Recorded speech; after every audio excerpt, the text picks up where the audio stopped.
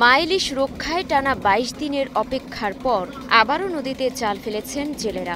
পটুয়াখালীতে ভোরের আলো ফোটার আগেই নদীগুলোতে শুরু হয় জেলেদের কর্মব্যস্ততা। নিষেধাজ্ঞা শেষে কাজে ফিরতে পেরেই খুশি জেলেরা।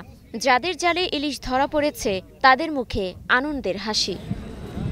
তবে নদীর মোহনায় তেমন ইলিশের দেখা মিলছে না। বেশিরভাগ জেলেই ফিরছেন খালি হাতে। কারো কারো ভাগ্যে জুটেছে সামান্য মাছ, যা দিয়ে ট্রলারের তেল খরচও উঠছে না। দিন চাইরা মাছটা নামে না, ওই মাছটা আমরা হয় না। এই জন্য আমরা জেলেরা অভিযানের পর গাঙ্গ যাই, 10টা-12টা মিলে মাছ পাই।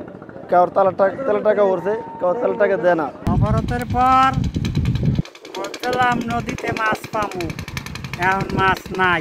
মাছ পোনা নাই, কিছু কি করবো, কোনো ব্যবসা বাণিজ্য নাই। আমরা তো জেলেরা এখন যারা আছি এখন তো আমাকে বাঁচতেই যায়। খরচা পড়ছে না, বাদ দিকে উঠিয়ে গিয়ে জাল ঠাল লইয়া আর ছোট ছোট জাল লাগলে নদীতে আসে যায়, 2-4 পায়, 2-3 গাঙে যায়, কোনোরকম ফেট চালা। নদীর মাছের সন্ধান না পেয়ে উপকূলীয় জেলেরা ছুটছেন গভীর সাগরে। যদিও সাগরে মাছ ধরার উপযোগী ট্রলার আর জাল নেই অধিকাংশ জেলের, কিন্তু সেখানেও হতাশা। কারণ নিম্নচাপের কারণে সাগর এখন অনেকটাই বৈরী।